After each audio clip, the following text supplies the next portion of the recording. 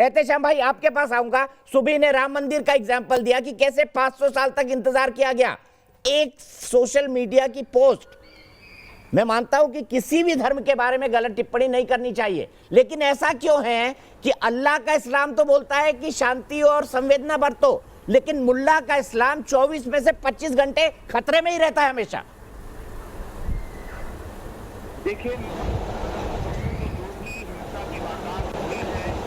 देखिए मैं आपसे बताना चाहता हूं कि जो भी हिंसा की वारदात हुई है, जो भी तोड़फोड़ हुई है या आगजनी हुई है, वो एक बहुत अफसोस की बात है। और हमारे हिंदुस्तान का संविधान जो भी क्रिमिनल हैं, जो भी इस तरह के पोस्ट करते हैं, उनको पनिश करने के लिए सक्षम है। और बेंगलुरु की हिंसा को जो भी हिंदुस्तानी मुसलमान है वो कोई भी सपोर्ट नहीं करता, ना मैं करता हूं, ना हम उन अपराधियों का केस भी अदालत में नहीं लड़ेंगे। लेकिन ये जो नैरेटिव हिंदुस्तान में बिल्ड हुआ है, ये किसने किया ये मैं आपको बताना चाहता हूं। जब बाबरी मस्जिद शहीद हुई थी, उसी दिन अगर अडवाणी साहब को और उमा भारती जी को इनको जेल भेज दिया जाता, सख्त सजा दी जेल गए थे सर, वो हमको नहीं देखना पड़ता। जेल गए थे वो, माता टीला में रखा था, मैंने रिपोर्टिंग करी थी वहां से। आप सुप्रीम कोर्ट के एडवोकेट है, आपको नहीं पता तुरंत गिरफ्तारी हुई थी सब नेताओं की, उनसे बहुत जेल में रहते सवा महीने वो। कि बीजेपी एक ऐसी पार्टी है जिसने आतंकवादी साध्वी प्रज्ञा को सांसद तक बना के भेज दिया संसद में, तब आपके चैनल ने उनके ऊपर डिबेट नहीं करी। मैं कह रहा हूं साध्वी प्रज्ञा को भी जेल भेजिए, बेंगलुरु में जिन्होंने हिंसा करी उनको भी जेल भेजिए। सर वो जेल गई थी, सालों जेल में रही थी साध्वी प्रज्ञा। जिन क्रिमिनल्स ने बाबरी मस्जिद शहीद करी, उनकी वजह से पूरे हिंदुस्तान में राइट्स हुए हैं, उनको भी जेल भेजिए। आपका जो कानून है वो सिलेक्टिव मुस्लिम्स के लिए यूज होगा, हिंदू लोगों के लिए यूज नहीं होगा। ये कहां का संविधान आप लोग बनाना चाह रहे हैं? नहीं एहतेशाम भाई, आज आपने अभी जो बात कही ना, आरएसएस बीजेपी, यही बात आज पाकिस्तान के विदेश मंत्रालय ने इमरान खान के कहने पे कही है। मैं कोट करके दिखाऊंगा, जीवीएल साहब हाथ उठा रहे हैं, फिर विक्रम सिंह जी।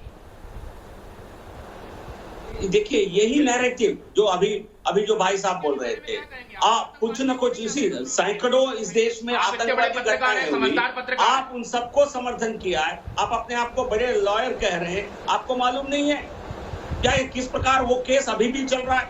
उसमें उनका कोई पर्सनल इन्वॉल्वमेंट नहीं था, ना अडवाणी जी का था, ना उमा जी का था, किसी का पर्सनल इन्वॉल्वमेंट था ही। लेकिन आप चाहते हैं आप कांग्रेस पर्सनल इन्वॉल्वमेंट बताइए, एक डॉक्यूमेंट दिखाइए जिसमें ये लिखा हो कि साध्वी प्रज्ञा का पर्सनल इन्वॉल्वमेंट नहीं था। आप आतंकवाद, आप बीजेपी के प्रवक्ता हैं, लेकिन उससे पहले आप हिंदुस्तान के नागरिक हैं। और मैं आज आपसे कह रहा हूँ, हिंदुस्तान की शान मैंने आपकी बात सुनी करेगा, मैं सबसे पहले खड़ा हूँ। सर ये एसडीपीआई वालों ने करी ना, आपको भी नारे सुनवा देता हूँ। एक मिनट जीवीएल साहब, कौन से नारे लेकर आग लगाई गई वो सुनवा दिया जाए, एक बार सुनवाइए, फिर से एहतेशाम जी को सुनवाइए।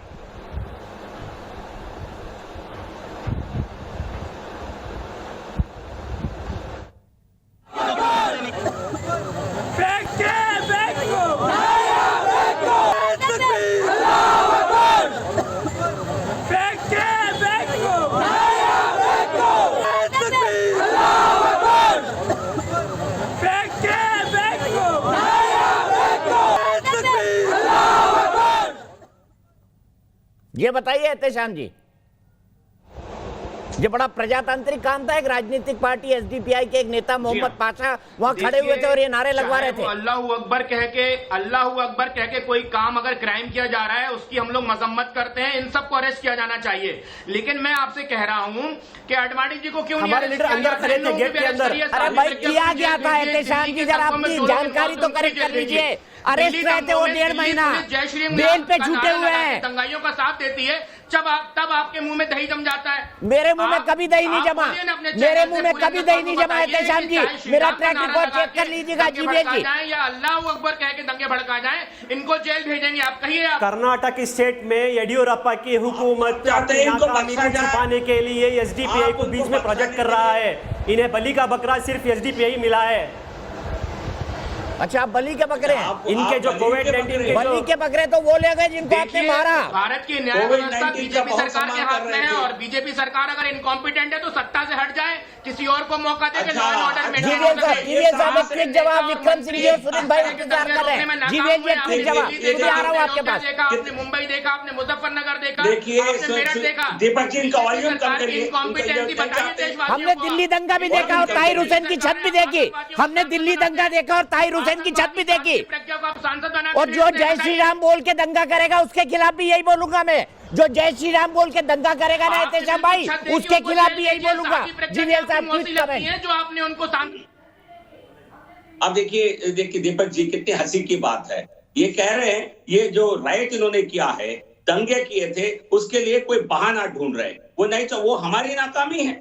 आप सैकड़ों लोग जमा होकर के पुलिस को मारेंगे, जला देंगे पुलिस स्टेशन को, और क्या उनके खिलाफ एक्शन नहीं होना चाहिए? आप उनके समर्थन कर रहे हैं। आप किसी और घटना के साथ तुलना करके इसको आप जस्टिफाई करना चाह रहे हैं। यही आपके लिए कानून का राज है। आप कानून का, संविधान का, आप संविधान के दावे पर आप ऐसे काम करेंगे? हमारी सरकार किसी भी स्तर पर ऐसे दंगाइयों को नहीं छोड़ेगी, अच्छी तरह सबक सिखाएगी। आपको हम कोई वोट बैंक राजनीति नहीं करेंगे। कांग्रेस पार्टी के मुंह में दही जम गया है।